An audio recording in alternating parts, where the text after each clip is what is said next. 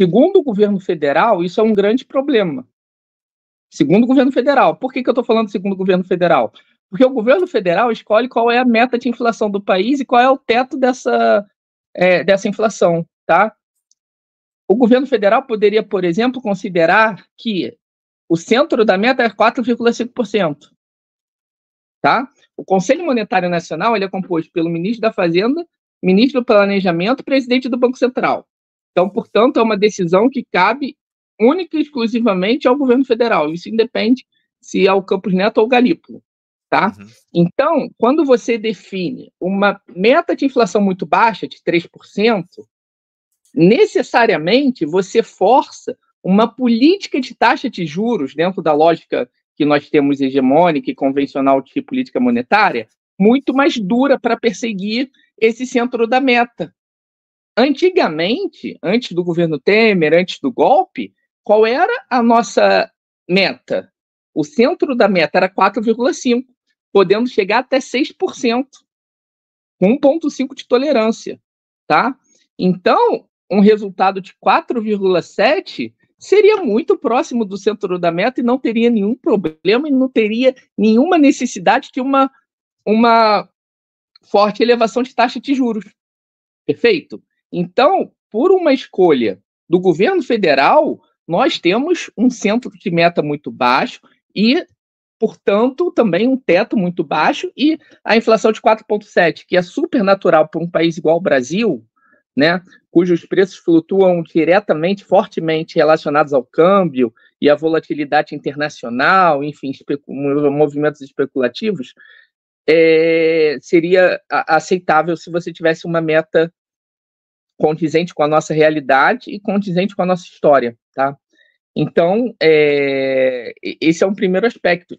Na minha opinião, teria que se rever a meta de inflação e esse 4,7 não seria um problema em termos de nível. Agora, em termos de composição, esse ponto importa, tá? Qual é a questão da inflação? A inflação no Brasil ela está fortemente atrelada a movimentos cambiais, perfeito?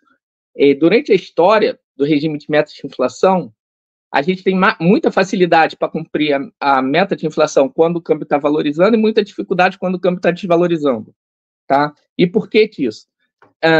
O dólar, ele impacta diretamente no custo de produção, em toda a economia, tá? Então, os insumos produtivos que são importados, isso daí dá farinha de trigo, insumos para a indústria, os produtos importados no geral, consumidos pela população, os produtos nacionais produzidos aqui, mas que concorrem com importados, também sobem de preço quando o real se desvaloriza frente ao dólar.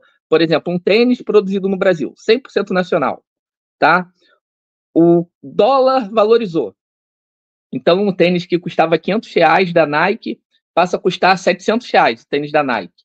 Quer dizer que a Olímpicos, mesmo com a produção nacional, ela vai poder também aumentar o preço dela sem perder mercado. Então, todos os preços eles aumentam com a desvalorização cambial. Perfeito?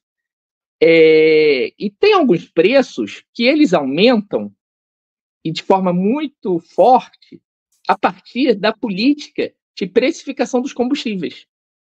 Tá?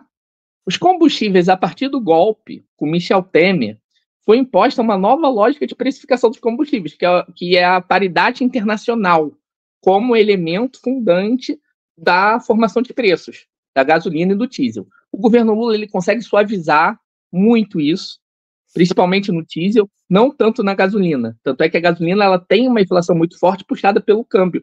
O câmbio no Brasil ele vai ter uma desvalorização de 27% em 2024. A gasolina vai ter uma inflação de quase 10%, tá? E essa subida nos preços de combustíveis são repassados para os custos de produção e para o custo de vida da própria classe trabalhadora que utiliza esses combustíveis direto ou indiretamente. Qual é a solução aqui, Anderson? É acabar de vez com essa política do PPI da Petrobras, em que os preços dos combustíveis acompanham os preços internacionais. Tem preços macroeconômicos que são fundamentais estarem sob o controle total do Estado e não submetidos à lógica de distribuição de lucros e dividendos para acionistas. O PPI é um deles. Perfeito? Isso impacta, por exemplo, o preço dos alimentos, além de uma seca muito forte. Anderson, sobre a seca, mais um detalhe, tá? Todos esses fatores que a gente está falando, o câmbio desvalorizou, então o governo não pode fazer nada. Pode sim, por exemplo, não ter uma política de preços de combustíveis que desatrele os combustíveis dessa pressão cambial. Perfeito? Você consegue segurar essa pressão cambial se você consegue segurar o preço de combustíveis com algum rigor.